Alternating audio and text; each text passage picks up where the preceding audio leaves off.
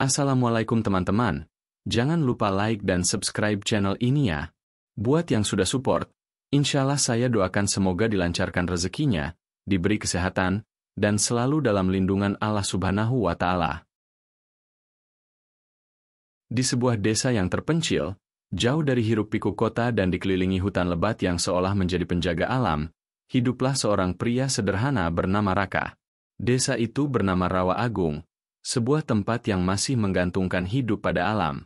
Mata pencaharian warganya sebagian besar bertani, beternak, atau memanfaatkan hasil hutan. Namun, tak seperti sebagian warga yang memiliki sawah atau ternak, Raka tidak punya apa-apa selain sepetak gubuk kecil peninggalan orang tuanya yang telah lama wafat. Ia hidup sebatang kara tanpa sanak saudara. Sehari-hari, Raka berjalan menyusuri hutan untuk memetik hasil rimba seperti akar-akaran, daun herbal, atau buah-buahan yang bisa ia jual ke pasar kecamatan yang letaknya cukup jauh. Hasilnya tak seberapa, cukup untuk membeli beras dan garam seadanya. Meski hidup serba kekurangan, satu hal yang tak pernah hilang dari diri Raka adalah senyumnya.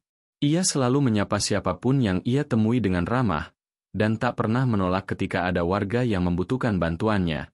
Jika Pak Tio butuh tenaga mengangkat karung padi ke atas sepeda motor, Raka datang membantu.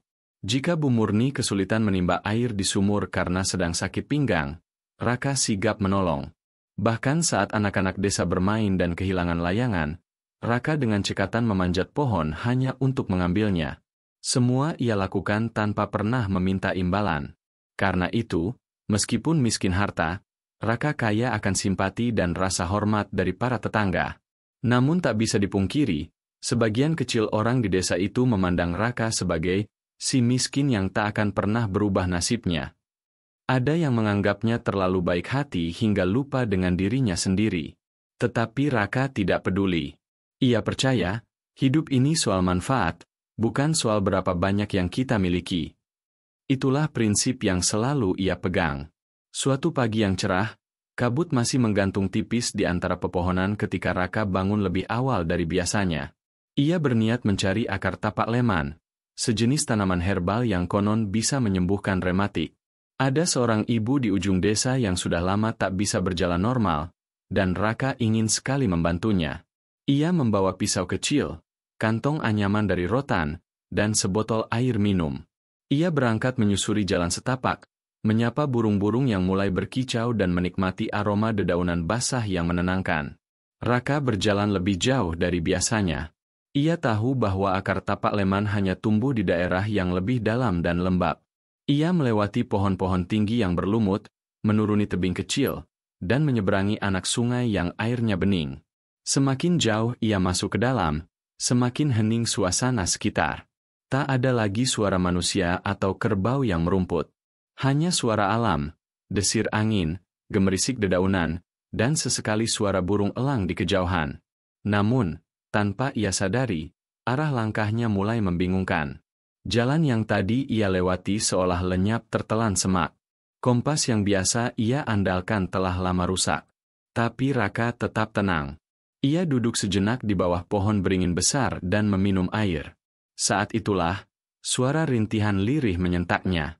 Awalnya, ia mengira itu suara manusia. Tapi setelah diamati, suara itu datang dari balik semak-semak yang cukup lebat. Dengan hati-hati, ia berjalan mendekat. Dan disitulah ia melihat sesuatu yang membuat jantungnya berdetak lebih cepat. Seekor harimau. Tapi bukan harimau biasa. Tubuhnya besar, berbulu putih dengan garis hitam yang kontras, dan sorot matanya tajam namun penuh luka. Salah satu kakinya terlihat terluka, berdarah, dan ia terbaring lemah di atas tanah. Harimau itu menggeram pelan, seolah kesakitan, namun tidak menunjukkan agresi pada Raka yang mendekat. Naluri manusia manapun mungkin akan memilih kabur. Tapi tidak dengan Raka. Ia justru merasakan iba yang mendalam. Dalam benaknya, ia tahu hewan buas ini bisa saja menerkamnya kapan saja. Namun sorot mata harimau itu justru memancarkan penderitaan yang amat dalam, bukan kemarahan. Dengan pelan dan lirih, Raka berbicara. "Tenang, aku tidak akan menyakitimu. Aku hanya ingin menolong." Ia merobek kain bajunya dan dengan perlahan membersihkan luka di kaki harimau itu menggunakan air dari botolnya. Harimau itu meringis, tetapi tidak menyerang. Raka kemudian mengambil akar pohon rambutan hutan yang punya sifat antiseptik alami, dan membalut luka itu dengan dedaunan yang telah dikunyah untuk dijadikan ramuan. Hari mulai gelap. Raka menyadari bahwa ia belum menemukan akar tapak leman dan juga belum tahu bagaimana jalan pulang. Tapi entah mengapa, ia tidak merasa takut. Ia duduk tak jauh dari harimau itu yang kini terlelap dengan nafas berat. Di antara bintang-bintang yang mulai muncul, Raka memandang langit dan berbisik, "Tuhan, aku tidak tahu mengapa Engkau mempertemukanku dengan makhluk ini, tapi aku yakin semua ada maksudnya." Malam itu Raka tidur di hutan untuk pertama kalinya dalam hidup. Ia bersandar pada batang pohon besar, mendengar suara malam yang bergema. Dan di sampingnya, harimau itu, binatang buas yang seharusnya menakutkan, terbaring tenang, seolah ia dan Raka saling menjaga satu sama lain. Keesokan paginya, ketika kabut masih menggantung tipis dan embun menetes dari ujung daun, Raka terbangun dengan tubuh pegal. Namun ia segera tersenyum melihat harimau itu sudah duduk tegak, menatapnya dalam-dalam, seolah hendak menyampaikan sesuatu. Hari itu, perjalanan Raka belum selesai. Ia belum tahu bahwa pertemuan ini akan mengubah seluruh jalan hidupnya. Ia belum tahu bahwa ketulusan yang ia tanam hari ini akan tumbuh menjadi berkah luar biasa. Dan ia tentu belum tahu bahwa seekor harimau yang terluka ini adalah awal dari takdir besar yang tak pernah ia bayangkan sebelumnya. Namun satu hal yang pasti, Raka telah menanam benih dari sesuatu yang sangat langka di dunia ini, ketulusan tanpa syarat kepada makhluk yang bahkan bukan sesama manusia. Dan dari sinilah kisah besar itu bermula. Pagi itu matahari menyembul malu-malu di balik pucuk-pucuk pohon. Kabut masih mengapung di antara batang hutan yang basah oleh embun. Raka perlahan membuka matanya. Dedaunan kering yang ia jadikan alas semalam sudah lembab, dan tubuhnya terasa pegal karena tidur di tanah. Namun begitu ia menoleh ke sisi kanan, rasa kantuk dan lelah itu lenyap seketika. Harimau putih itu masih di sana, terjaga, duduk diam namun tak lagi tampak kesakitan. Mata mereka bertemu. Ada semacam kehangatan yang tidak bisa dijelaskan lewat kata-kata. Bukan tatapan predator kepada mangsa, bukan pula binatang kepada manusia, tetapi lebih seperti dua makhluk yang secara misterius telah terhubung oleh sesuatu yang lebih dalam, entah nasib, atau rasa saling percaya yang tumbuh karena luka yang sama. Raka bangkit perlahan, berusaha menunjukkan bahwa ia tidak bermaksud mengancam. Ia tahu gerakan tiba-tiba bisa memicu naluri buas sang harimau. Namun harimau itu hanya menatapnya dengan tenang, lalu berdiri. Luka di kakinya tampak lebih baik, meski masih terlihat belum sembuh sepenuhnya. Namun yang mengejutkan adalah apa yang dilakukan harimau itu selanjutnya. Ia berjalan menjauh, melangkah pelan di antara semak, lalu berhenti dan menoleh ke belakang, seolah memanggil Raka untuk mengikutinya. Raka sempat ragu. Ini bukan pengalaman biasa. Bahkan bagi seorang lelaki hutan sekalipun, ini seperti potongan dari mimpi yang mustahil. Tapi dorongan rasa ingin tahu dan keyakinan aneh dalam dadanya membuat kakinya bergerak tanpa ia sadari. Ia mengikuti harimau itu, melewati semak tinggi, pohon-pohon tua dengan akar menjalar seperti ular, dan lorong-lorong gelap yang seolah belum pernah disentuh manusia. Perjalanan itu terasa magis. Hutan ini berbeda. Cahaya mentari yang menembus celah daun tak sekadar terang, tapi menciptakan kilauan warna kehijauan yang memantul di udara. Burung-burung eksotis beterbangan, dan suara alam terdengar lebih hidup. Setiap langkah terasa seperti mendekati sesuatu yang penting, sesuatu yang selama ini tersembunyi. Setelah hampir 1 jam berjalan, mereka tiba di depan sebuah dinding batu besar yang ditutupi lumut. Di balik rimbunan pakis yang menjalar, tampak celah seperti pintu kecil. Harimau itu berhenti di depan celah tersebut, menoleh ke arah Raka, dan duduk diam. Raka mendekat. Celah itu ternyata cukup lebar untuk dimasuki. Ia menyingkirkan dedaunan yang menghalangi, lalu menunduk dan masuk perlahan. Dalam kegelapan yang lembab, ia merangkak beberapa meter sebelum akhirnya tiba di sebuah ruangan batu yang besar dan tinggi seperti aula kecil dalam gua. Dan disitulah matanya membelalak tak percaya. Di tengah gua itu, cahaya temara memancar dari celah-celah atap batu. Cahayanya jatuh tepat pada sebuah tempat yang dipenuhi benda-benda menakjubkan. Ada batu-batu permata berbagai warna, tongkat kayu berukir, kendi-kendi emas, hingga senjata pusaka tua yang tampak seperti peninggalan kerajaan. Tapi di antara semua itu, satu benda menarik perhatian Raka, sebuah kalung sederhana dari logam kuning keemasan, dengan liontin berbentuk kepala harimau. Bukan karena bentuknya yang indah, tapi karena aura hangat yang memancar darinya. Seolah memanggil-manggil dirinya secara batiniah. Tempat apa ini? Bisik Raka pada dirinya sendiri. Ia melihat sekeliling. Harimau putih itu berdiri di mulut gua, tak masuk, hanya menatapnya. Raka tahu, tempat ini bukan gua biasa. Ada sesuatu yang sakral. Sesuatu yang selama ini dijaga, disembunyikan, dan mungkin diwariskan? Raka mendekati kalung itu. Tangannya gemetar saat menyentuh liontin. Tapi saat jemarinya menyentuh logam itu, sesuatu terjadi. Cahaya gua seolah bergetar, udara menjadi lebih hangat, dan dalam sekejap Raka merasa seperti melihat kilasan-kilasan aneh. Pasukan berkuda, istana emas, seorang raja berjubah merah duduk di singgasana dengan harimau putih di sisinya. Lalu semuanya lenyap. Hening. Seolah hanya mimpi. Ia memutar badan. Harimau itu masih di sana. Tak bergerak. Hanya memandangnya. Raka menggenggam kalung itu dan memakainya.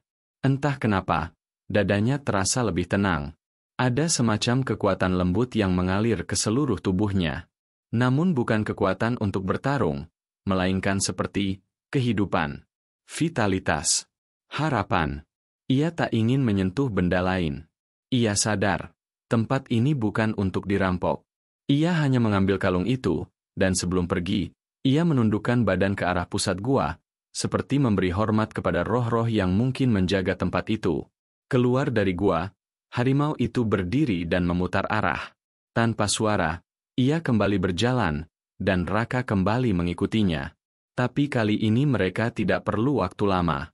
Dalam waktu tak sampai 1 jam, mereka keluar dari hutan, dan jalan setapak menuju desa terlihat di kejauhan. Sesampainya di bibir hutan, harimau itu berhenti. Raka pun berhenti.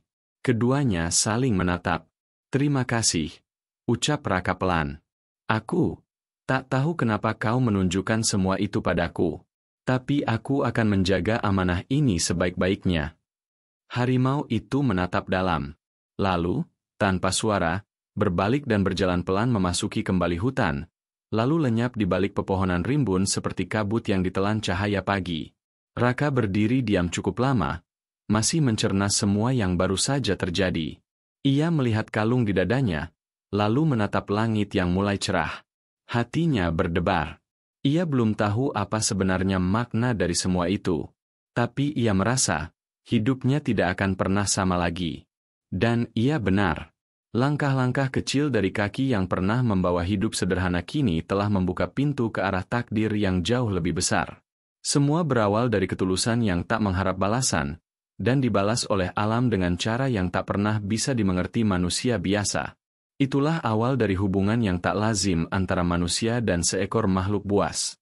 Hubungan yang dibangun bukan oleh kata-kata, melainkan oleh perbuatan yang melampaui batas kebiasaan.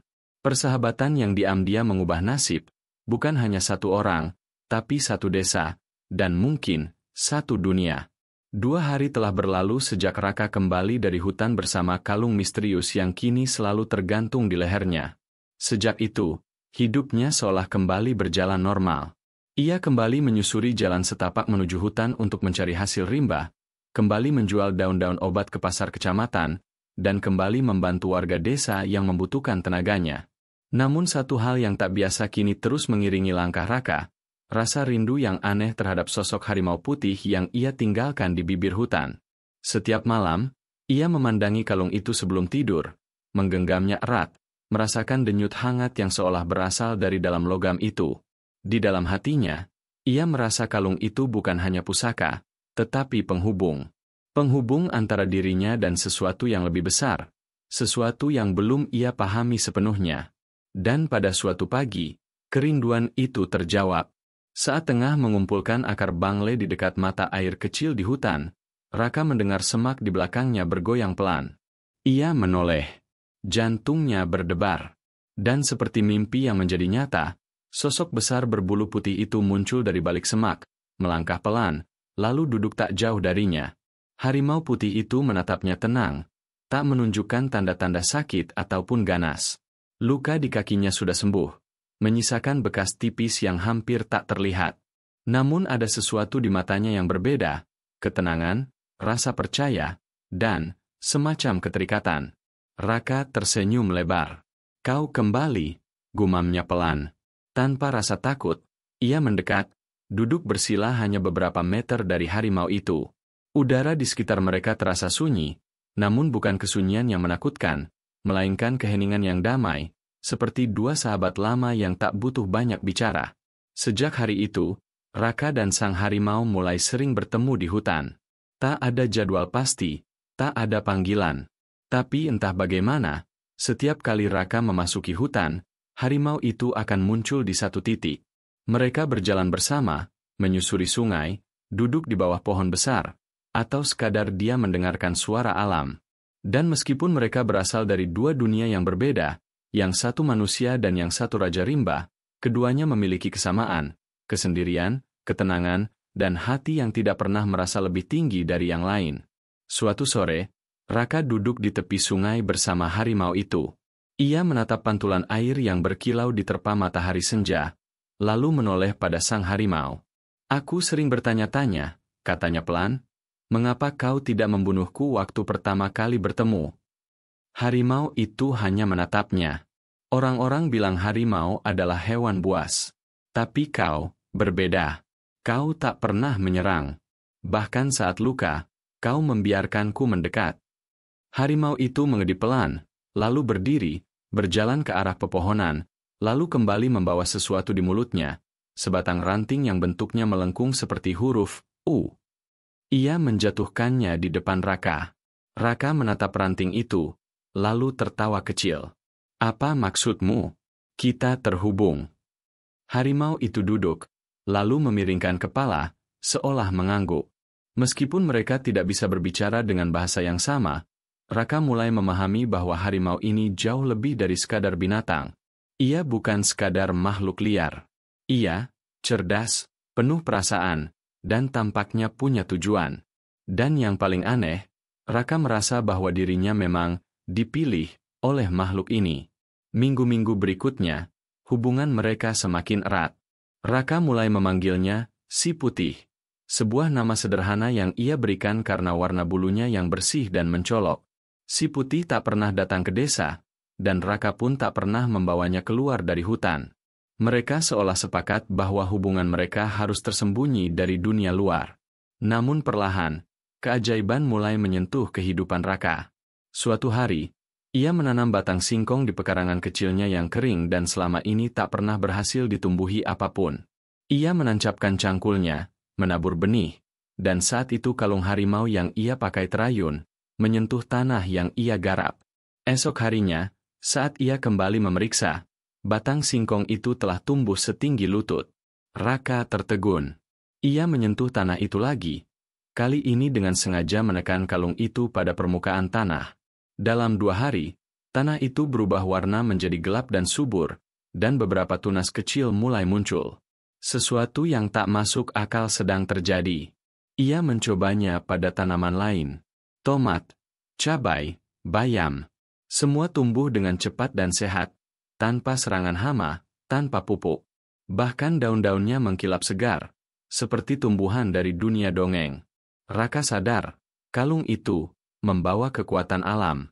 Tapi ia juga tahu bahwa kekuatan ini bukan miliknya sepenuhnya. Ia diberi. Ia dipinjamkan. Oleh siapa? Ia belum tahu.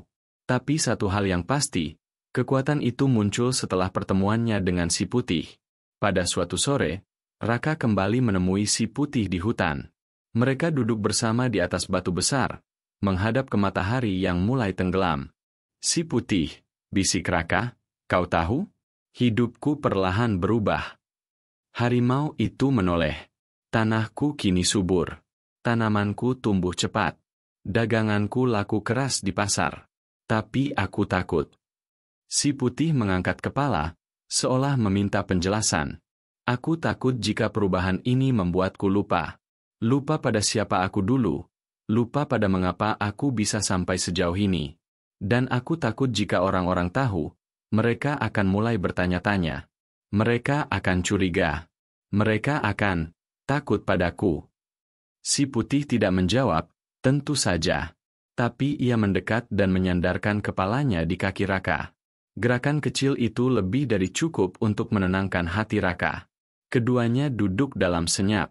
Dua makhluk dari dunia berbeda, terikat oleh pertemuan yang tak disengaja dan sebuah rahasia yang besar. Namun Raka belum tahu bahwa semua ini baru permulaan. Bahwa kelak, hubungan ini akan diuji bukan oleh waktu, tapi oleh manusia itu sendiri. Dan bahwa persahabatan ini, yang lahir dari luka, tumbuh dari ketulusan, dan dirawat dalam diam, akan menjadi penentu nasib banyak orang, bukan hanya dirinya. Untuk saat ini, Raka memilih untuk diam. Ia memilih menyimpan rahasia itu dalam hatinya dan dalam hutan. Ia tetap bekerja seperti biasa, tetap membantu tetangganya, dan tetap menjadi Raka yang sederhana. Tapi setiap kali ia menatap ke arah hutan, dan setiap kali kalung itu menyentuh kulit dadanya, ia tahu, ia tidak sendiri. Hari-hari Raka berlalu dalam keheningan yang kaya makna. Tanpa banyak diketahui warga desa, dirinya terus mengalami keajaiban-keajaiban kecil yang bermula dari kekuatan kalung pusaka dan kehadiran sang harimau putih misterius. Setiap tanaman yang ia tanam tumbuh lebih cepat dari biasanya. Hasil hutan yang ia petik tidak hanya lebih banyak, tetapi juga selalu dalam kondisi terbaik.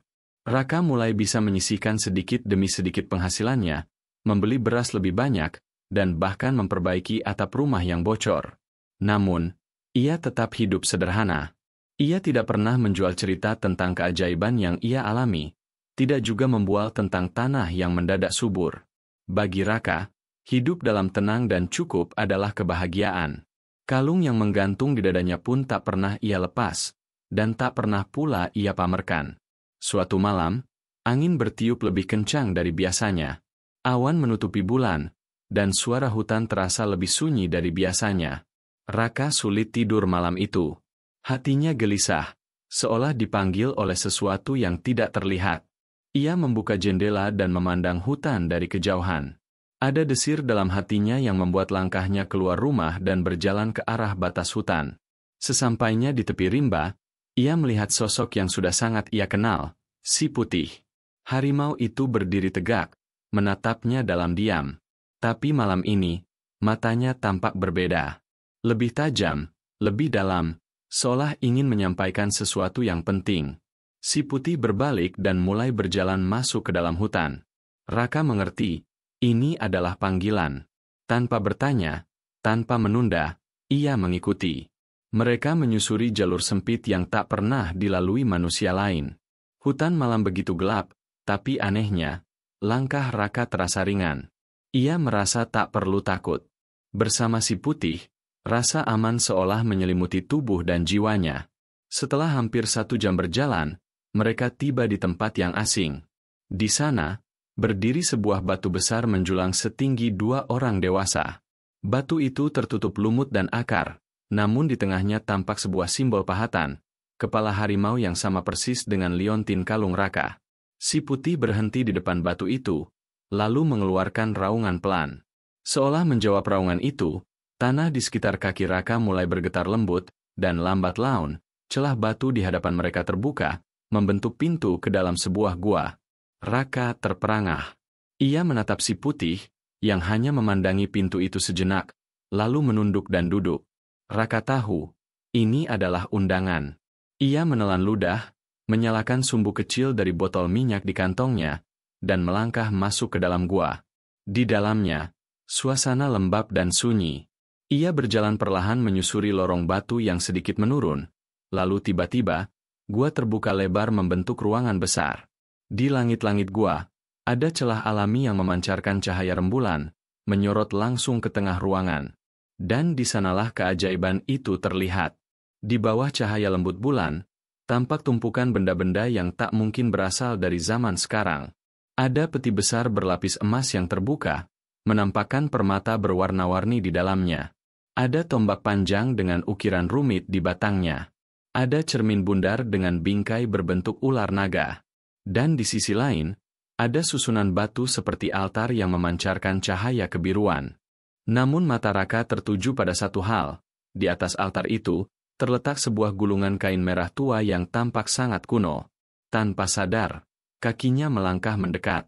Saat tangan Raka menyentuh gulungan itu, kalung di lehernya bergetar. Seolah merespons. Dan dalam sekejap, pandangan Raka berubah.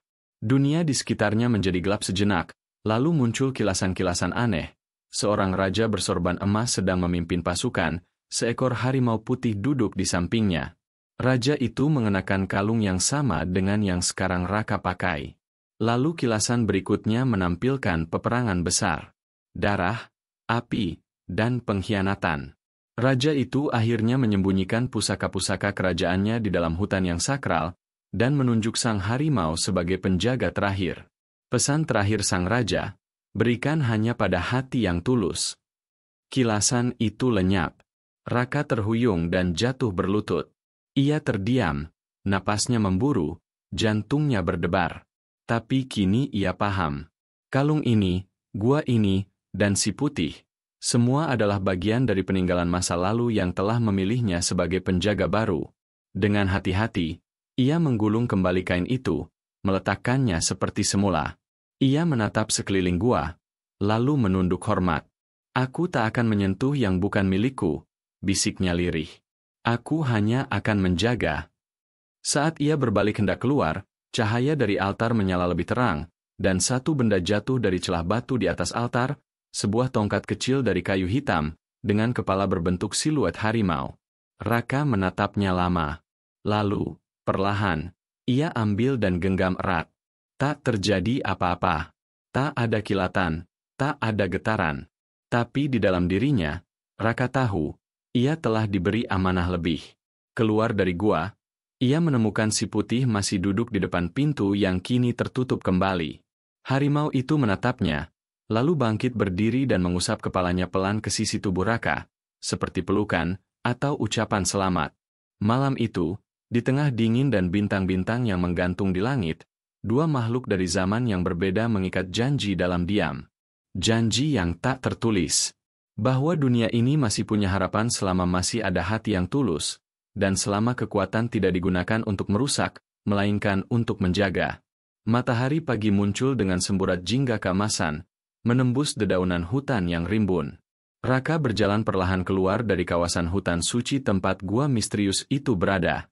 Di lehernya tergantung kalung pusaka, dan di tangannya kini tergenggam tongkat kayu kecil berukir kepala harimau, simbol warisan dari kerajaan lama yang telah mempercayakan kekuatan alam padanya. Namun tidak ada perasaan congkak dalam dada Raka. Justru yang ada adalah rasa berat dan tanggung jawab yang ia belum tahu harus diapakan. Ia tidak pernah meminta semua ini. Ia hanya menolong makhluk yang terluka. Ia hanya mengikuti suara hatinya yang tak pernah tega melihat penderitaan. Dan karena ketulusan itulah, ia kini membawa sesuatu yang besar, pusaka kehidupan. Sesampainya di rumah, Raka menyimpan tongkat itu dalam kotak kayu kecil dan menyembunyikannya di bawah lantai. Kalung di lehernya tetap ia pakai. Namun ia tutupi dengan baju agar tidak menarik perhatian siapapun. Raka tahu, kekuatan seperti ini bukan untuk pamer. Ia harus tetap menjadi dirinya yang dulu, sederhana, bersahaja, dan penuh hormat pada alam. Hari-harinya kembali seperti biasa, namun kini ia mulai mencoba hal-hal kecil. Di pekarangan belakang rumahnya, ia menanam satu batang pisang yang dulu selalu gagal tumbuh. Kali ini, ia menyentuh tanah di sekelilingnya dengan kalung harimau di dadanya. Tak lama, hanya dalam waktu 3 hari, batang pisang itu telah tumbuh setinggi dada dan mengeluarkan daun segar lebar seperti sayap burung. Keesokan harinya, ia mencoba menanam sayuran, cabai, kangkung, tomat, dan ketela. Semua tumbuh subur luar biasa, tanpa gangguan ulat atau jamur. Panennya berlimpah, dan yang lebih mengejutkan, rasa hasil tanamannya lebih manis, lebih segar, dan jauh lebih harum dari yang biasa ia lihat di pasar. Raka membawa hasil panennya ke pasar kecamatan dengan tenang. Di sana, para pedagang terkejut. "Ini cabai jenis apa, Kak?" tanya salah satu pembeli. "Wangi sekali," dan pedasnya nendang. Cabai dari ladang kecil saya, Bu. Mungkin karena tanahnya lagi sehat, jawab Raka merendah. Tanpa diduga, dagangannya habis dalam waktu kurang dari 1 jam. Ia bahkan diminta membawa lebih banyak minggu depan. Sejak itu, Raka mulai dikenal sebagai si penjual sayur organik dari Desa Rawa Agung. Namun, keberuntungan itu tidak membuat Raka lupa diri. Setiap malam, ia duduk di beranda rumahnya, memandangi langit dan memanjatkan doa dalam diam. Ia tahu semua ini bukan karena usahanya semata, melainkan anugerah yang dititipkan. Ia pun mulai membantu warga desa yang kesulitan, membagikan bibit secara gratis, memperbaiki atap rumah tetangga yang bocor, bahkan membelikan susu untuk anak-anak di posyandu dari hasil jualannya. Semua ia lakukan diam-diam, tanpa mengharap pujian. Namun perubahan hidup Raka yang mendadak mulai menimbulkan bisik-bisik. Orang-orang mulai bertanya-tanya, bagaimana mungkin pria yang dulu hanya bisa menjual akar-akaran kini memiliki tanaman super, bisa membeli alat pertanian baru, bahkan mampu menyumbang untuk perbaikan musola desa.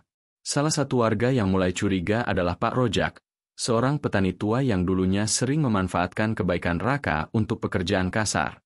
Kini ia merasa tersaingi. Orang sejujur Raka itu mana mungkin bisa kaya mendadak, gumam Pak Rojak pada istrinya. Pasti ada yang disembunyikannya. Jangan-jangan dia main pesugihan. Sering ke hutan, pulangnya bawa rezeki mengalir, tidak wajar. Istrinya sempat menegur, tapi Pak Rojak sudah tenggelam dalam rasa iri yang perlahan berubah menjadi dengki.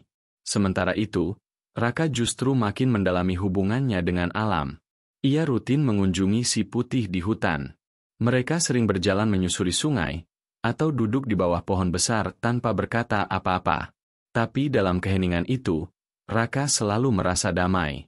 Seolah beban dunia menjadi ringan setiap kali ia menatap mata harimau itu. Suatu hari, Raka membawakan singkong dan buah pisang untuk si putih. Meskipun harimau tak memakan itu, Raka tahu bahwa yang penting bukan makanannya, melainkan niatnya. Dan seperti biasa, si putih duduk di sampingnya, tenang, damai, seolah berkata, "Kau tidak sendirian." Namun petang itu, si putih melakukan sesuatu yang tak biasa. Ia berdiri, menatap Raka dalam-dalam, lalu berjalan ke sebuah arah berbeda. Dengan isyarat kepalanya, ia mengajak Raka mengikutinya. Mereka berjalan jauh ke dalam hutan. Lebih dalam dari biasanya.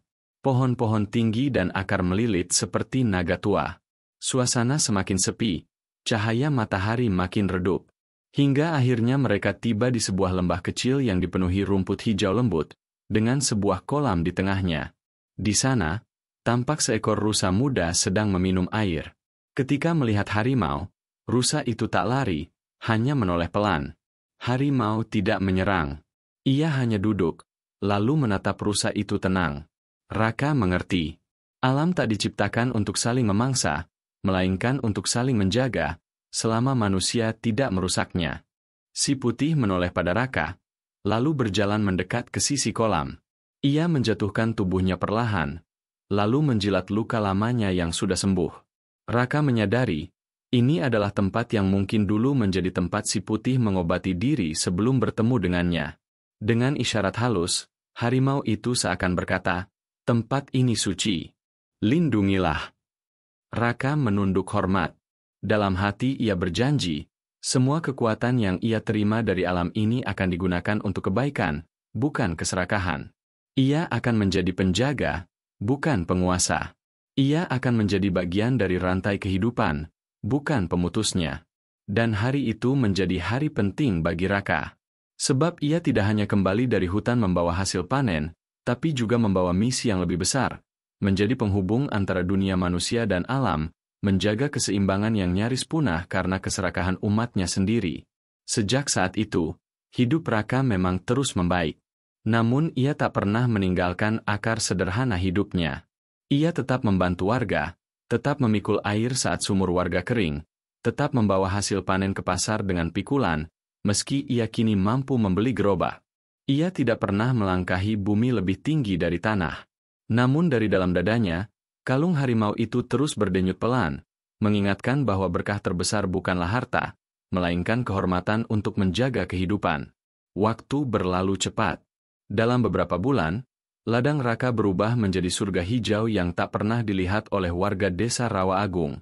Tanaman palawija tumbuh subur, buah-buahan menggantung ranum di pohon, dan hasil panen melimpah ruah tanpa satupun serangan hama. Kabar tentang kesuburan tanah Raka menyebar cepat ke desa-desa tetangga, membuat banyak pedagang dari kota kecil datang langsung untuk membeli hasil kebunnya dalam jumlah besar. Raka pun akhirnya mampu membangun kembali rumahnya yang dulu reot, namun tetap memilih bentuk yang sederhana, berdinding kayu, beratap genteng tanah liat, dan hanya berisi perabot seperlunya. Ia tidak membeli televisi besar atau lemari mewah. Ia hanya membeli rak buku bekas, beberapa alat tulis untuk anak-anak desa yang sering mampir ke rumahnya, dan alat pertanian tambahan untuk dibagikan ke tetangga. Meski kekayaannya terus bertambah, gaya hidup Raka tidak berubah. Tapi satu hal yang pelan-pelan berubah, cara orang-orang memperlakukannya. Dulu, Raka sering dianggap tidak penting. Bahkan di pertemuan warga, pendapatnya sering diabaikan. Kini, setiap kata yang keluar dari mulutnya seperti sabda. Orang berlomba-lomba mendekat. Ada yang sungguh ingin belajar darinya, tapi banyak juga yang hanya ingin menempel demi keuntungan. Anak-anak muda mulai memanggilnya Pak Raka dengan hormat, meski dulu sering mengejeknya karena hanya pemetik akar-akaran. Ibu-ibu desa suka membawakan makanan, pura-pura ingin memberi sedekah, padahal berharap Raka memberikan bantuan atau pinjaman. Bahkan kepala desa pun kini rutin mampir dengan berbagai alasan, berusaha tetap akrab karena merasa mulai tersaingi. Namun Raka selalu menjaga jarak. Ia tahu betul bahwa kebaikan yang tulus dan perhatian yang palsu sulit dibedakan saat uang telah masuk ke dalam percakapan. Karena itulah ia hanya benar-benar dekat dengan dua orang, Maksari, janda tua yang dulu sering membantunya saat sakit, dan Ilham, anak muda yang rajin dan jujur yang sejak dulu setia membantu Raka di ladang meski tanpa imbalan. Suatu hari, Ilham bertanya dengan polos, "Pak, kenapa sih Bapak enggak mau simpan uang di bank? Kenapa harus tetap kerja keras tanam sendiri? Bapak kan sekarang bisa tinggal duduk di rumah aja." Raka tersenyum. Ia menatap langit sebentar, lalu menjawab, "Ilham, kalau suatu hari semua ini hilang, apa yang akan tersisa kalau aku hanya duduk di rumah dan menghitung uang? Tapi kalau aku tetap kerja, tetap tanam, tetap bantu orang, maka aku tetap jadi manusia.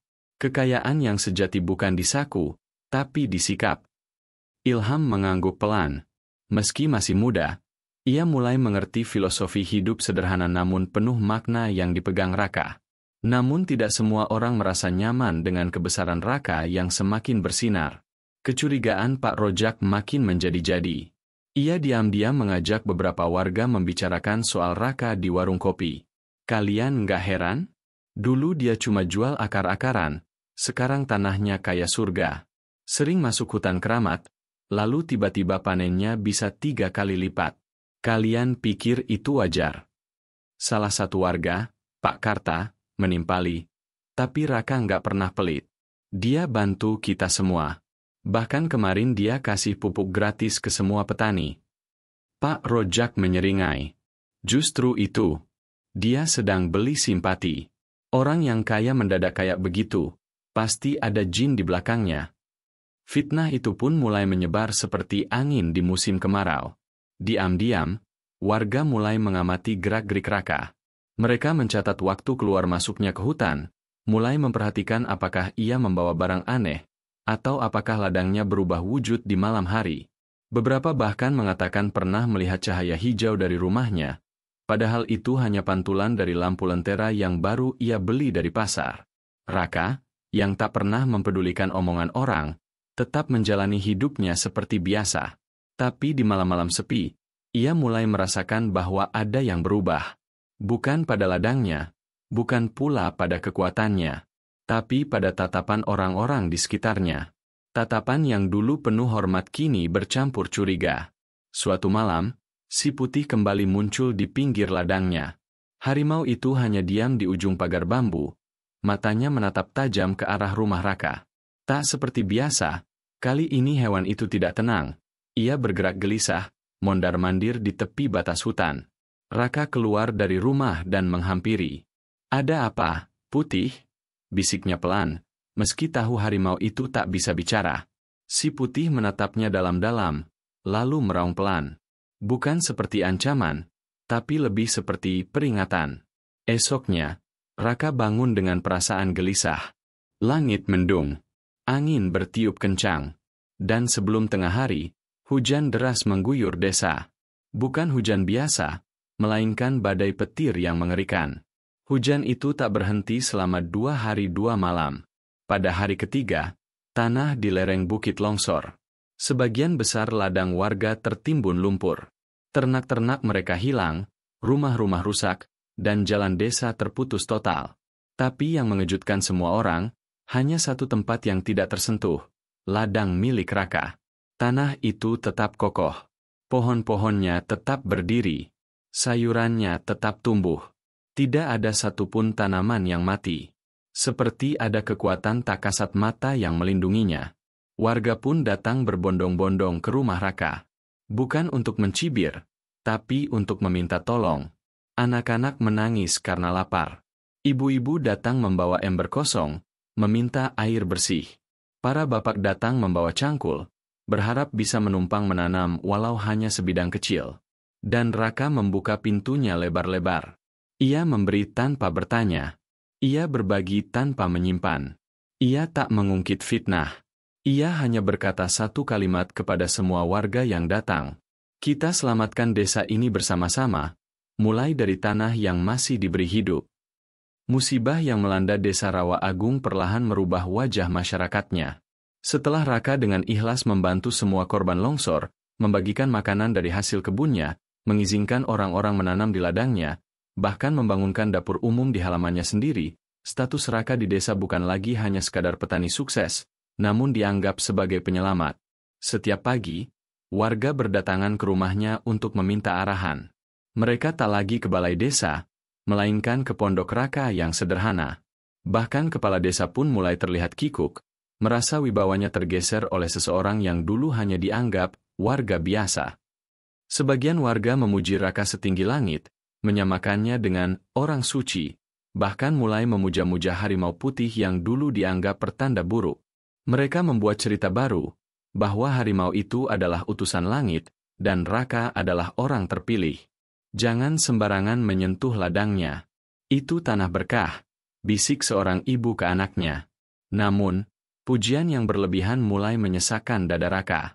Ia tidak terbiasa dengan sanjungan yang membabi buta. Di beberapa malam yang sunyi, ia duduk memandangi kalung pusaka di tangannya, merasa beban itu makin berat. Ia tak pernah bermimpi menjadi seseorang yang diagungkan.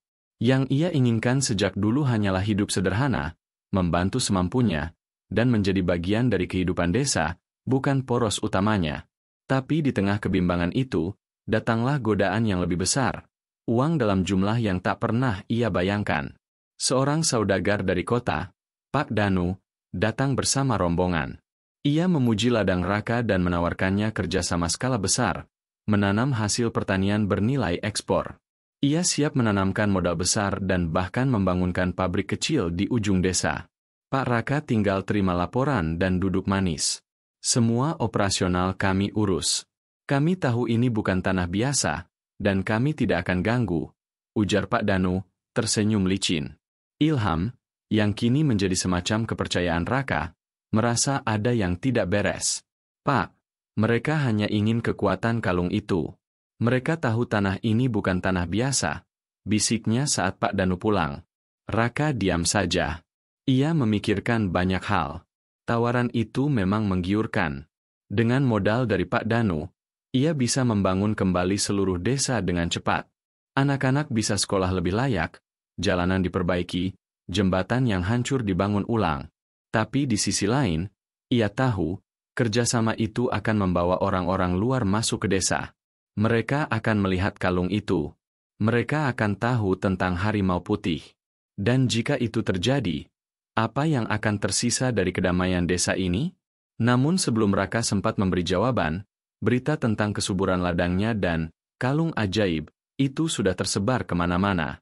Tak hanya Pak Danu, kini mulai berdatangan orang-orang yang mengaku sebagai jurnalis, investor, bahkan paranormal.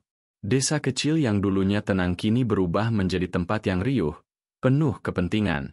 Orang-orang mulai berkemah di pinggir desa, berharap bisa bertemu dengan harimau putih atau melihat tanah yang diberkahi.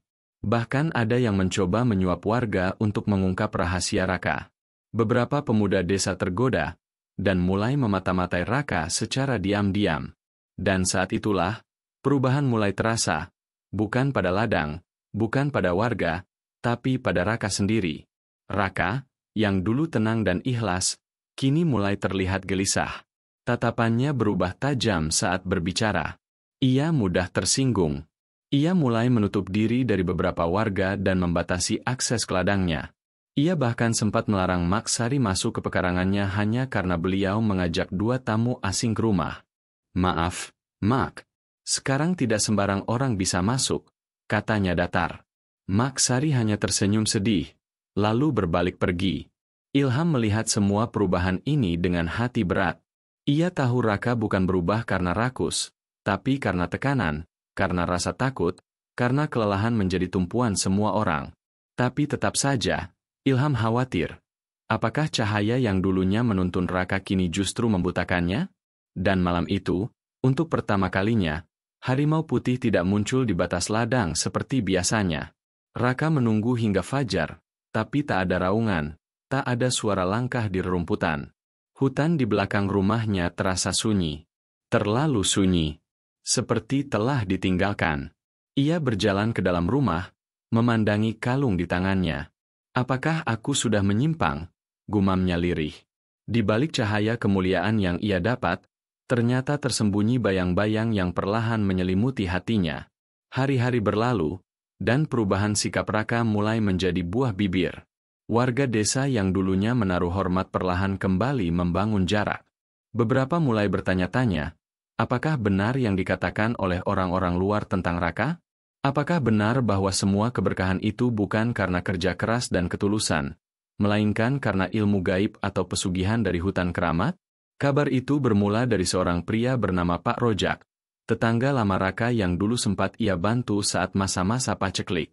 Pak Rojak merasa iri karena putranya yang dulu bersahabat dengan Raka kini tak diajak dalam urusan ladang. Ia mendengar desas-desus soal harimau putih dan kalung pusaka, dan mulai menyusun cerita yang memutarbalikkan fakta. "Dia itu bukan orang biasa," ucap Pak Rojak kepada warga di warung kopi. "Kau pikir ladang bisa jadi subur begitu saja? Mana mungkin. Itu pasti pesugihan. Dia sering ke hutan tengah malam. Kalian lihat sendiri." Desas-desus itu cepat menyebar, apalagi dengan banyaknya pendatang yang makin hari makin banyak berkemah di sekitar desa. Beberapa mengaku melihat bayangan harimau di malam hari dan menyebarkannya sebagai pertanda bahwa ada kekuatan mistis di balik ladang Raka. Perlahan, warga desa mulai menjauh. Tidak semua, tapi cukup banyak yang kembali memandang Raka dengan curiga. Anak-anak dilarang bermain ke ladangnya.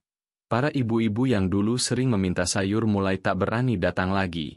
Bahkan ada yang diam-diam menaruh sesajen di depan rumahnya, sebagai penangkal.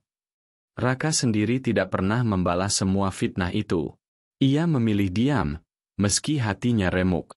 Ia tahu, semakin ia bicara, semakin besar kemungkinan kalung itu diketahui orang lain. Dan ia tidak ingin terjadi kekacauan. Tapi diamnya justru dianggap sebagai tanda bahwa ia menyembunyikan sesuatu. Ilham mencoba membela Raka. "Kalian semua lupa siapa yang bantu saat rumah kalian roboh? Siapa yang kasih beras waktu logistik dari kecamatan belum datang? Kalian tega menuduh dia begitu." Tapi argumen Ilham dibalas sinis. "Justru karena terlalu baik itu mencurigakan, Lam. Dunia ini nggak ada orang sebaik itu. Apalagi kalau tiba-tiba kaya. Nggak masuk akal," ujar Pak Rojak, sambil menghisap rokoknya pelan. Malam itu, Raka duduk lama di beranda, menatap bulan yang separuh tertutup awan. Ia tak lagi memeluk kalung pusaka seperti biasa, melainkan meletakkannya di meja. Ia merasa hampa. Kekayaan yang dulu ia syukuri kini terasa seperti kutukan. Ia melangkah ke belakang rumah, menuju batas hutan. Biasanya, di tempat itu, harimau putih akan muncul dan duduk diam, menemaninya dalam diam. Tapi malam itu, Tempat itu kosong. Hutan juga mulai menjauhiku, bisik Raka. Seketika, suara dedaunan bergemerisik. Tapi bukan harimau. Seorang lelaki tua dengan tongkat melangkah keluar dari pepohonan. Janggutnya panjang, matanya tajam meski tubuhnya renta. "Jangan tunggu harimau itu lagi," katanya tanpa basa-basi. "Dia sedang menimbang-nimbang nasibmu." "Siapa kau?" tanya Raka waspada. "Aku penjaga jalan tengah, yang muncul saat keseimbangan terganggu." Raka mengernyit. Ia tak mengerti. Kalung itu bukan milikmu, tapi kau telah mempergunakannya dengan niat baik. Sekarang, ujian sejati dimulai. Bukan tentang tanah, bukan tentang emas, tapi tentang harga dirimu di mata manusia. Orang tua itu menghilang begitu saja, seperti bayangan tertelan malam.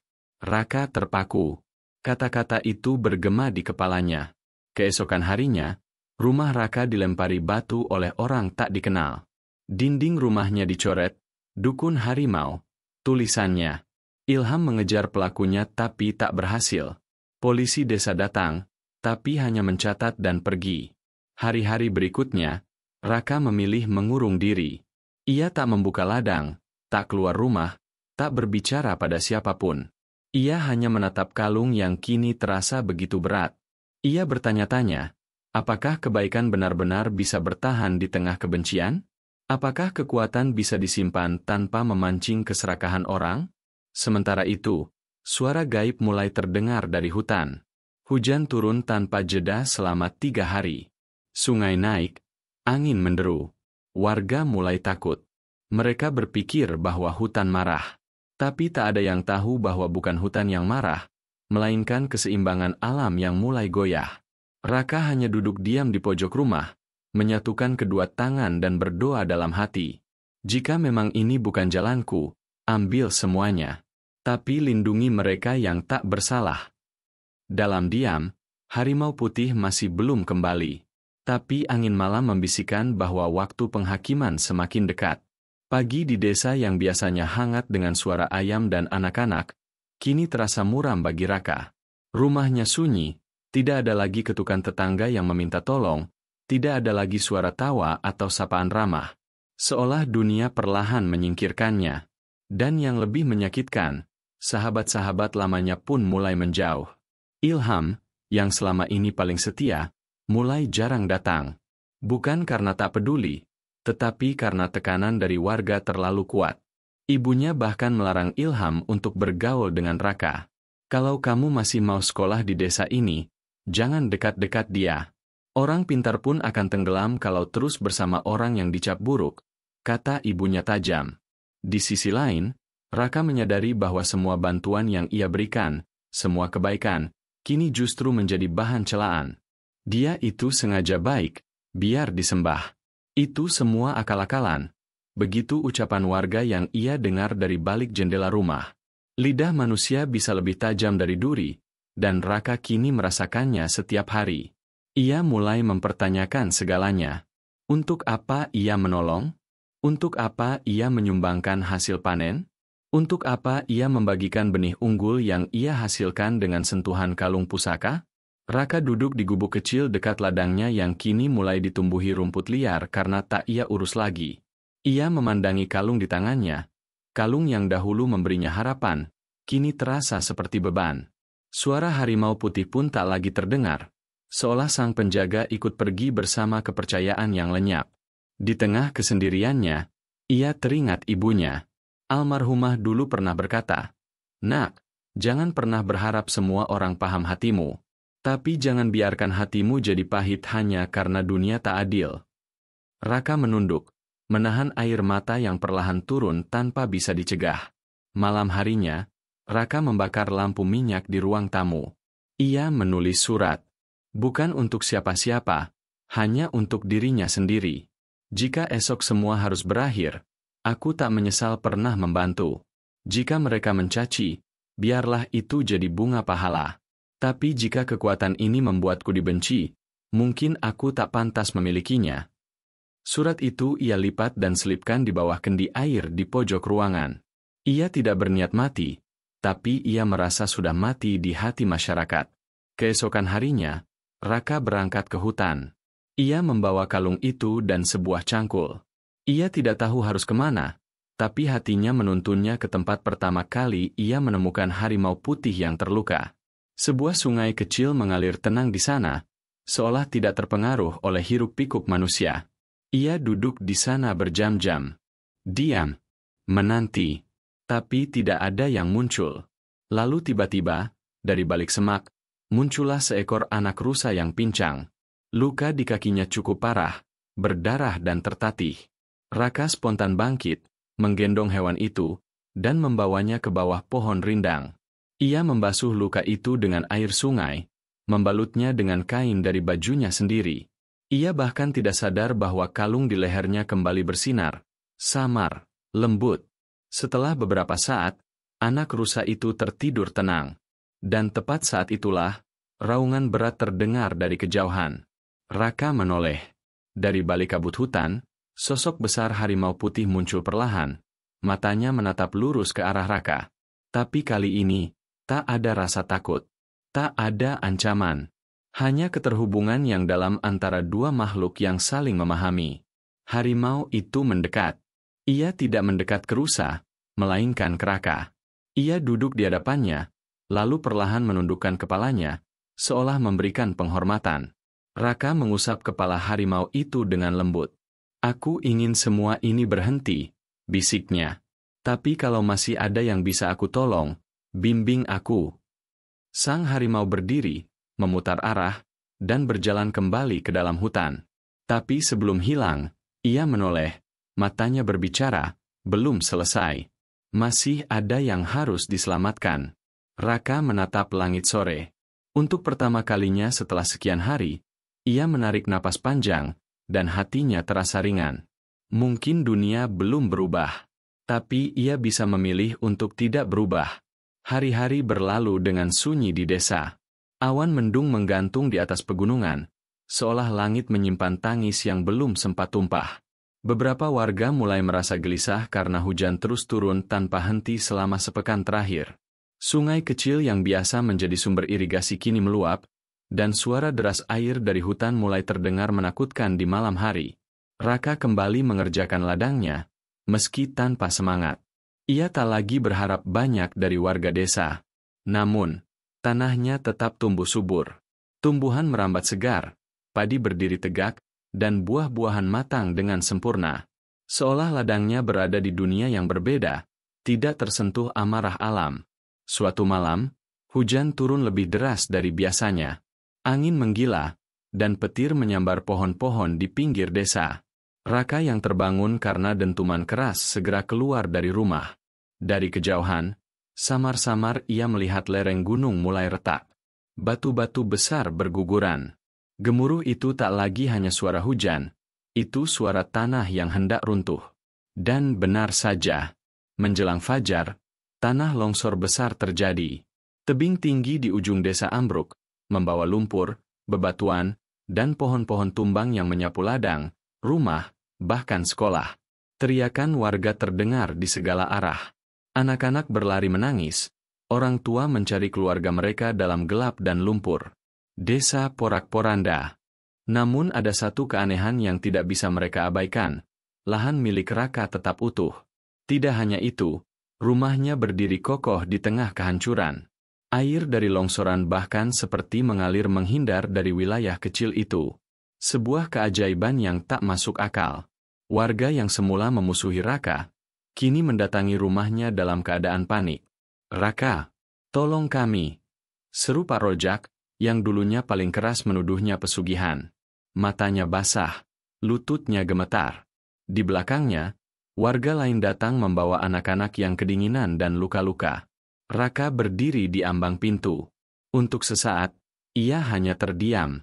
Lalu, tanpa berkata apa-apa, ia melangkah keluar dan memeluk Pak Rojak. "Ambil semua bahan makanan di lumbung. Saya simpan cukup banyak," katanya pelan. "Siapkan juga tikar dan kain hangat. Rumah saya masih bisa menampung beberapa keluarga." Warga yang dulu menjauhinya, kini melihat sosok itu bukan sebagai orang kaya, tapi sebagai penyelamat. Tidak ada lagi cemooh, hanya air mata dan rasa malu yang dalam. Hari itu, rumah Raka menjadi pos darurat. Ia mendirikan dapur umum, memberikan pupuk terbaiknya untuk mulai menghidupkan lahan lain yang tertimbun lumpur, dan mengajak beberapa warga untuk membuat saluran air darurat. Yang mengharukan, ia tak meminta bayaran. Ia bahkan tak menyebut sedikit pun soal perlakuan buruk yang ia terima sebelumnya. "Bukankah dulu kami menyakiti kamu?" tanya seorang ibu sambil menyerahkan anaknya yang demam ke pelukan Raka. Raka hanya tersenyum, menatap anak itu, dan menjawab, "Saya hanya membalas apa yang ibu-ibu desa ini ajarkan pada saya sejak kecil." Selama seminggu penuh, Raka memimpin warga memulihkan desa. Ia menggali saluran air baru, mengangkat puing-puing, menyuplai benih, dan membagi apapun yang ia punya. Hingga akhirnya, harimau putih itu muncul kembali. Saat fajar, ketika kabut masih menggantung, sang harimau muncul di ujung ladang. Raka yang sedang membagikan air pada anak-anak melihatnya, lalu diam. Harimau itu tidak masuk ke desa, hanya berdiri, mengamati dari kejauhan. Matanya menyorotkan sesuatu yang berbeda, peringatan, bukan hanya persahabatan. Lalu, sang harimau mengaum keras, membuat semua burung beterbangan dan angin berdesir tajam.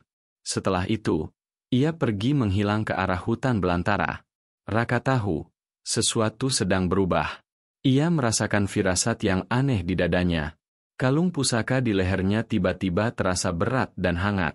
Cahaya samar menyala, seperti saat pertama kali ia menyentuhnya di dalam gua. Malam itu, Raka duduk di depan perapian kecil sambil memandangi kalung itu. Di balik semua keajaiban dan kebaikan yang ia alami, muncul satu pertanyaan besar dalam benaknya. Apakah ini semua milikku selamanya, atau hanya titipan yang harus dikembalikan? Pertanyaan itu akan terjawab di episode berikutnya, ketika rahasia besar yang selama ini tersembunyi di balik kalung dan harimau penjaga akan mengubah segalanya. Setelah bencana besar melanda desa, suasana berubah drastis.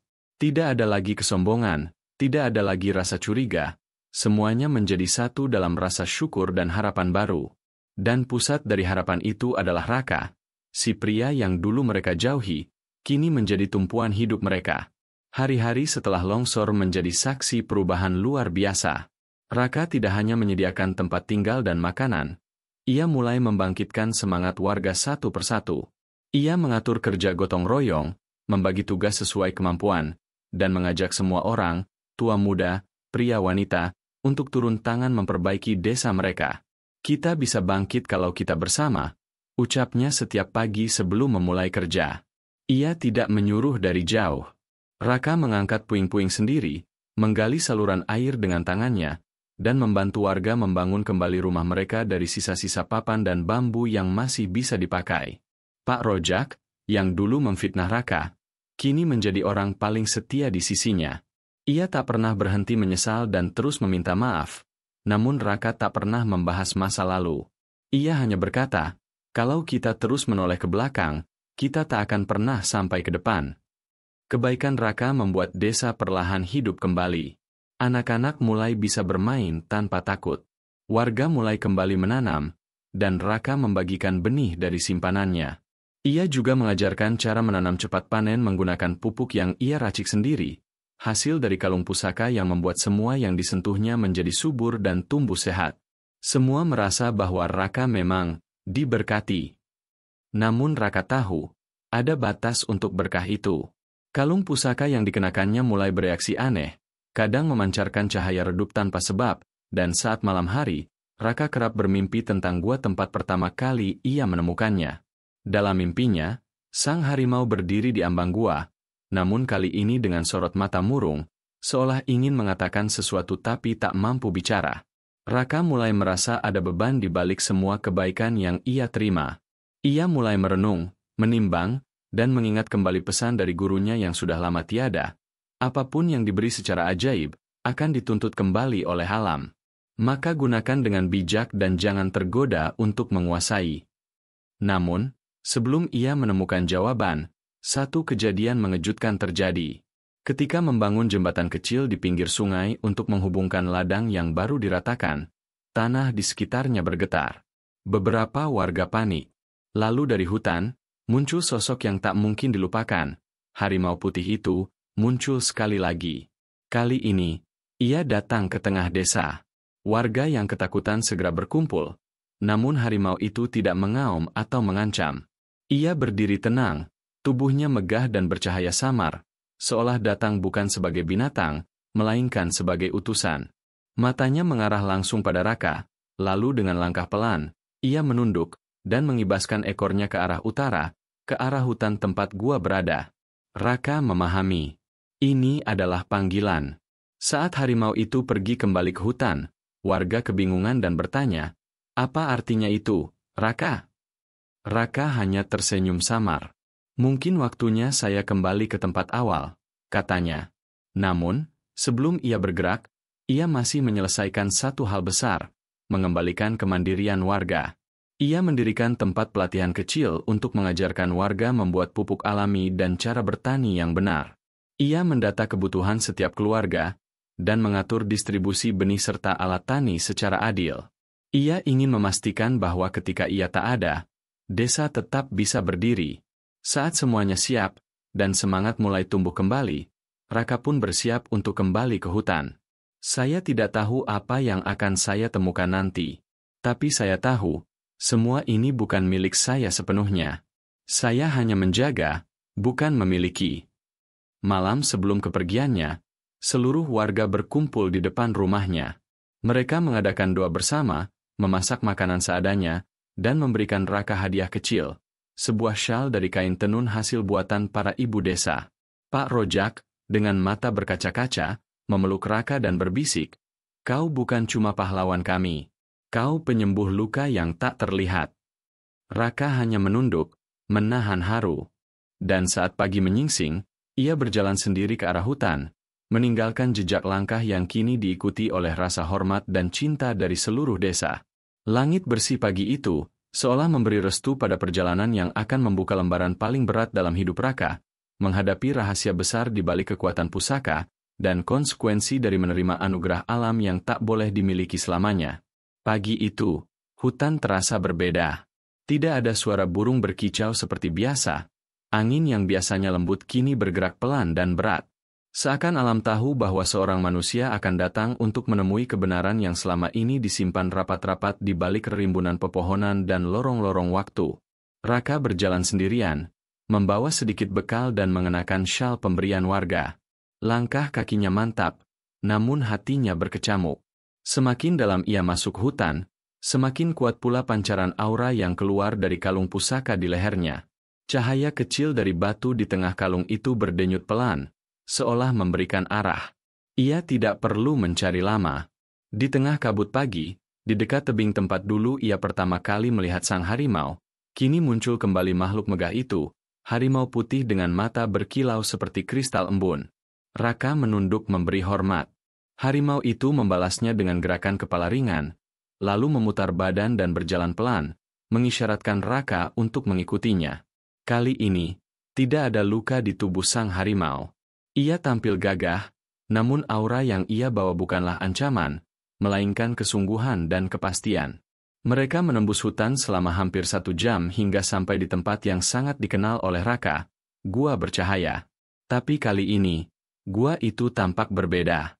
Batu-batu di sekitarnya berubah warna menjadi keemasan kusam, dan suara gaib seperti gumaman samar terdengar dari dalam. Saat mereka masuk, cahaya dari dinding gua menyala secara perlahan, mengikuti langkah kaki Raka. Di tengah gua, batu altar yang dulu tempat kalung itu berada, kini kembali bersinar terang. Sang harimau berdiri di depan altar, lalu mengaum panjang. Kali ini suaranya bergema seperti pantulan guntur di langit. Tiba-tiba, gua bergetar pelan. Dan dari dalam altar itu, muncul bayangan transparan menyerupai sosok manusia. Ia mengenakan jubah kerajaan, dan meskipun tidak memiliki bentuk fisik nyata, suaranya terdengar jelas dan menggetarkan. "Wahai anak manusia, kekuatan yang kau miliki bukanlah untuk dimiliki. Itu adalah titipan dari leluhur negeri ini, dijaga oleh sang penjaga, makhluk agung yang berdiri di hadapanmu." Raka berlutut, hatinya berdebar. Sosok itu melanjutkan, "Dahulu kala, Kalung ini adalah lambang kesuburan yang hanya boleh digunakan saat alam dalam bahaya. Siapapun yang menyalahgunakan atau memperpanjang penggunaannya di luar waktu yang diperbolehkan, akan menyebabkan kerusakan pada keseimbangan hutan dan bumi. Raka menggigit bibirnya. Tapi aku menggunakannya untuk membantu orang-orang, untuk membangun, untuk menolong, katanya pelan. Bayangan itu mengangguk. Dan karena itulah kau dipanggil bukan untuk dihukum, tapi untuk memilih. Kemudian altar mengeluarkan dua cahaya, satu berwarna emas terang dan satu lagi merah menyala. Kau bisa memilih untuk tetap memiliki kekuatan ini, dan membangun kerajaan kecilmu. Tapi bencana tak akan berhenti mengejar desamu. Atau kau bisa mengembalikannya sekarang dan semua akan pulih, meski hartamu akan lenyap seperti pasir tertiup angin. Raka menunduk dalam-dalam. Matanya berkaca-kaca. Ia teringat masa-masa saat ia miskin namun damai, saat ia menolong harimau itu tanpa tahu siapa atau apa dia, dan saat seluruh warga menjauhinya namun ia tetap memilih untuk memberi. Pilihan itu kini seperti refleksi dirinya. Apakah ia akan tetap setia pada nilai hidupnya? Perlahan, ia membuka kalung itu, menatapnya lama, dan menaruhnya kembali di altar. Seketika, gua bergetar hebat. Cahaya dari kalung memancar ke seluruh ruang gua, menyinari ukiran-ukiran dinding yang selama ini tersembunyi, gambar tentang raja bijak, tentang penjaga harimau, dan tentang manusia terpilih yang datang dari ketulusan, bukan kekuasaan. Sosok bayangan itu tersenyum lalu menghilang. Sang harimau mengaum sekali lagi, namun kali ini seperti nada perpisahan. Perlahan, tubuhnya juga mulai bersinar dan memudar, menyatu dengan cahaya gua. Sebelum lenyap sepenuhnya, ia menatap Raka dalam-dalam, lalu menganggukkan kepala dengan dalam, seperti ucapan terima kasih terakhir. Gua itu pun mulai meredup, dan dalam beberapa menit, pintu gua kembali tertutup oleh batu besar, seolah tak pernah terbuka sebelumnya. Raka berdiri di tengah hening. Kalung sudah tak ada. Harimau telah pergi. Tapi hatinya tidak hampa, justru terasa penuh. Ia tahu, ia sudah membuat keputusan terbesar dalam hidupnya. Langkah Raka terasa lebih ringan ketika ia keluar dari hutan. Tak lagi diselimuti beban kekuasaan atau kekhawatiran akan harta, ia membawa sesuatu yang jauh lebih besar, ketenangan jiwa. Namun, begitu mendekati desa, ia disambut oleh pemandangan yang mencengangkan. Warga desa berkumpul di balai desa dengan wajah cemas. Kepala desa, para tetua, dan banyak orang yang dulu menjauhinya kini menantinya dengan pandangan penuh tanya. Begitu Raka muncul, keheningan menyeruak. Pak Rojak, yang dulu paling lantang memfitnahnya, maju perlahan. Raka, kami melihat cahaya besar dari arah hutan. Kami pikir itu tanda dari leluhur. Apa yang sebenarnya terjadi? Raka menatap mata mereka satu persatu. Ia tak membawa kekayaan, tak membawa binatang gaib, tak membawa benda pusaka. Tapi suaranya mantap dan jernih. Kekuatan yang pernah ada padaku bukan berasal dari dunia ini. Itu adalah warisan dari masa silam yang dititipkan oleh penjaga hutan yang selama ini kita anggap mitos. Orang-orang saling berpandangan. Beberapa terdengar bergumam. Tapi Raka melanjutkan. Harimau putih yang pernah aku tolong, dia bukan binatang biasa. Dia adalah penjaga pusaka kerajaan yang telah hilang sejak berabad-abad lalu.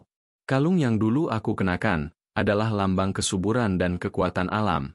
Tapi itu bukan untuk dimiliki selamanya. Aku sudah mengembalikannya. Seorang tetua desa yang jarang bicara, Pak Lurah Wiryo, maju ke depan. Matanya berkaca-kaca. Kalung itu, aku pernah dengar cerita dari nenekku. Tentang pusaka raja terakhir dari kerajaan Giri Mandala. Dan tentang penjaga yang berbentuk harimau putih. Tapi kami menganggapnya dongeng. Raka menggeleng pelan. Itu bukan dongeng. Aku melihat dan mengalaminya sendiri.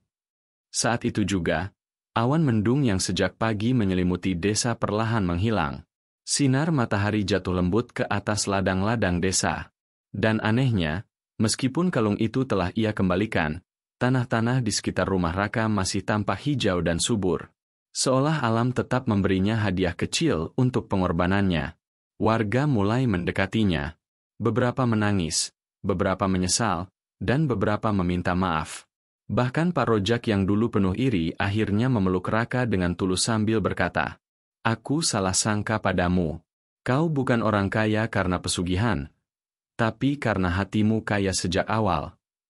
Hari itu, desa digemparkan bukan oleh kekayaan, tapi oleh sebuah cerita yang akan diturunkan dari generasi ke generasi. Kisah seorang pria miskin yang menolong tanpa pamrih, menerima kekuatan, lalu dengan sadar melepaskannya demi kebaikan banyak orang. Dan seperti jawaban dari semesta, malam itu bulan purnama bersinar lebih terang dari biasanya. Beberapa warga bersumpah melihat bayangan harimau putih berdiri di pinggir hutan, hanya sebentar, sebelum lenyap ditelan kabut. Hari-hari setelah pengembalian pusaka terasa berbeda bagi Raka. Meski kekuatan kalung telah ia serahkan, efek dari keberadaannya masih terasa. Tanahnya tetap subur, hewan ternaknya berkembang baik, dan para tetangga yang dulu mencibir kini menghormatinya seperti seorang pemimpin sejati. Bahkan kepala desa mulai melibatkan Raka dalam banyak musyawarah, memintanya memberi arahan tentang pertanian, pengairan, hingga distribusi hasil panen. Namun, di tengah semua itu, datang utusan dari kota. Seorang pria berjas rapi, bernama Arman, mengaku sebagai sejarawan sekaligus perwakilan Lembaga Pelestarian Sejarah Nasional. Ia membawa naskah tua berisi gambar kalung harimau yang identik dengan milik Raka. Menurutnya, kalung itu adalah taring suci Giri Mandala, peninggalan terakhir dari kerajaan yang hilang di balik legenda. Jika benar Bapak Raka pernah memilikinya dan mengembalikannya ke tempat asalnya, kami mohon tunjukkan lokasi gua itu, ucap Arman dengan penuh semangat. Raka termenung. Ia tahu bahwa mengungkapkan lokasi gua berarti membuka rahasia besar. Tapi ia juga sadar, niat mereka bukan sekadar penelitian. Ada sorotan ambisi dalam mata Arman, sesuatu yang Raka sangat kenal, keinginan menguasai kekuatan yang tak semestinya. Malam harinya, Raka duduk sendirian di tepi hutan. Angin berembus lembut, tapi pikirannya bergejolak. Ia teringat pada sang harimau, tatapan matanya yang dalam, gerak-geriknya yang tenang, dan pengorbanan yang ia jaga selama ratusan tahun. Tiba-tiba, dari balik bayangan pepohonan, sepasang mata kuning bersinar dalam kegelapan. Harimau putih itu muncul kembali.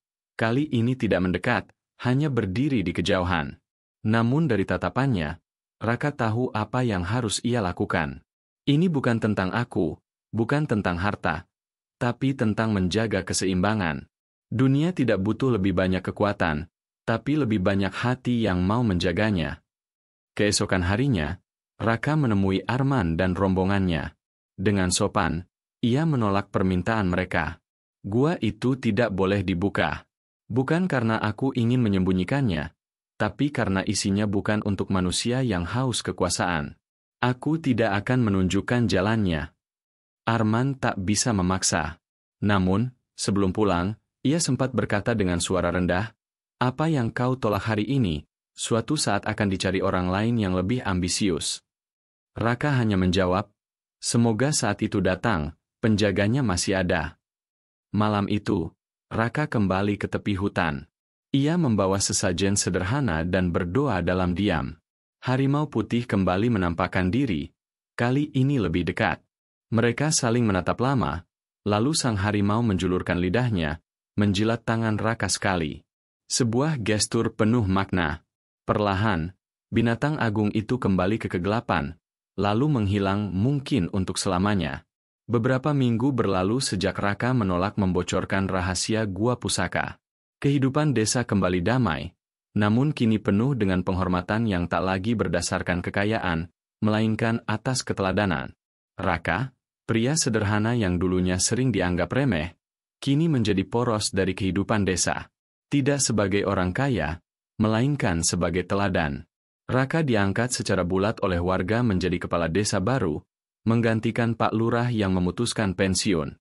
Pengangkatan itu bukan karena paksaan atau pencitraan, tapi karena kepercayaan dan ketulusan yang telah Raka tunjukkan berkali-kali.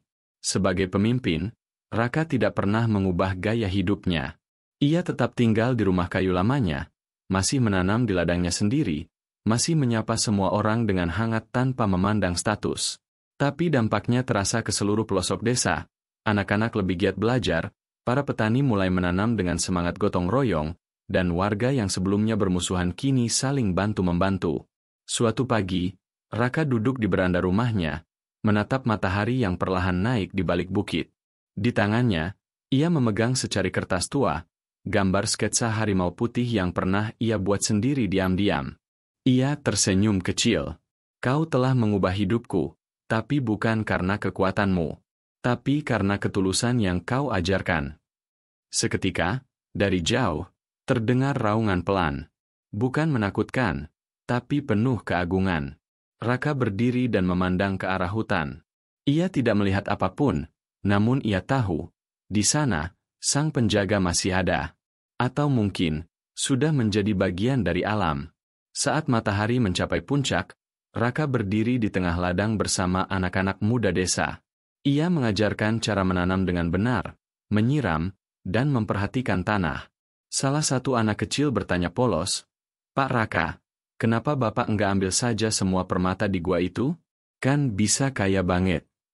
Raka tersenyum, menunduk, lalu berkata lembut, "Karena yang paling berharga bukanlah harta, tapi hati yang tahu kapan harus memberi dan kapan harus melepaskan." Anak-anak itu terdiam, merenung. Di antara celoteh dan tawa mereka, kalimat itu tertanam seperti benih di ladang subur. Malam itu, langit desa dipenuhi bintang.